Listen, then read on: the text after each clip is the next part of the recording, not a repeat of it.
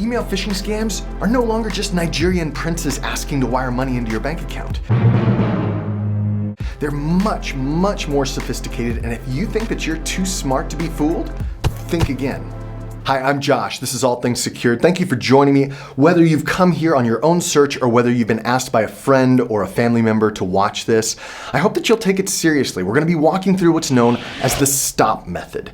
The S.T.O.P method means that when you look at an email, you're going to ask yourself 4 questions. Is this email suspicious? Is it telling me to click a link or a button? Is it offering something that's too good to be true? And is it pushing me to do something immediately or fast? If we can do that, if we can train ourselves to be a little more critical of the emails that are coming into our inbox, we're going to be much better positioned to not fall for many of these very complex, very tricky email phishing scams that are coming into our inbox nowadays. Now, with each question, I'm going to provide some examples so that you can see approximately what it might look like for you to have this type of scam come into your inbox. We're going to start with S, obviously, which is suspicious. Does the email look suspicious? Have you ever opened your email before and you just kind of get this feeling that something's off? I feel real weird about tonight. Sometimes that happens, and sometimes it's a legitimate email. But sometimes that's a red flag that means you should be paying a little closer attention. That's what happened at the Miami University Community Federal Credit Union. If you look at this email here, they've got a logo. It looks legitimate. But if you look really close, there's a couple things that just make it feel not right.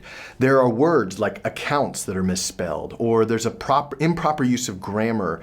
There's an impersonal closing where it doesn't even offer the name of the person who's writing the email. These are not an indication immediately that that's a scam, but it is something that should set off the alarm bells and make you look closer before you click any links in that email, before you do anything that that email is asking you to do. Stop.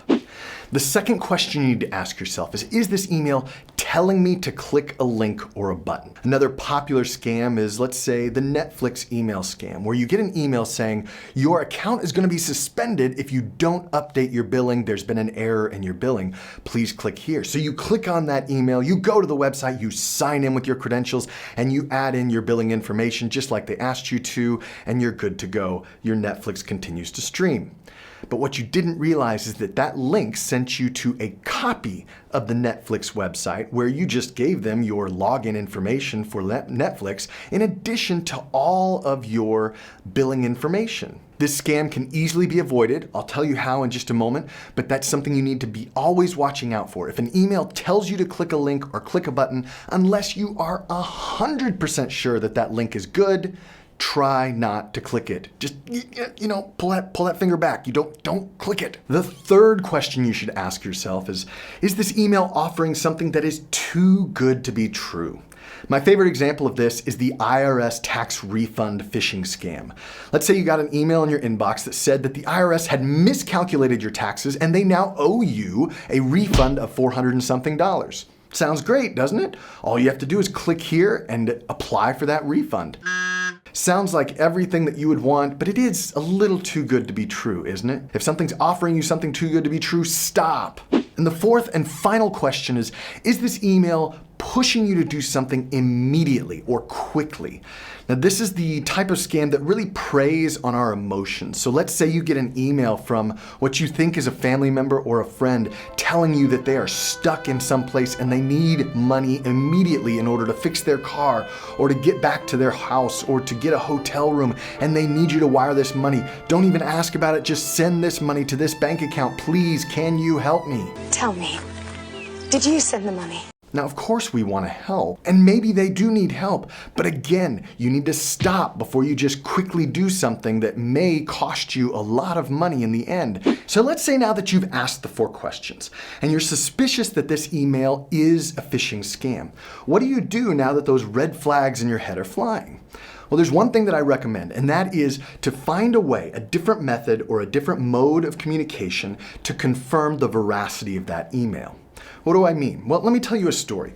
If you've ever heard of Barbara Corcoran, who's one of the sharks on Shark Tank, In 2020, she revealed the fact that her firm was swindled out of almost $400,000 because of a very simple phishing scam.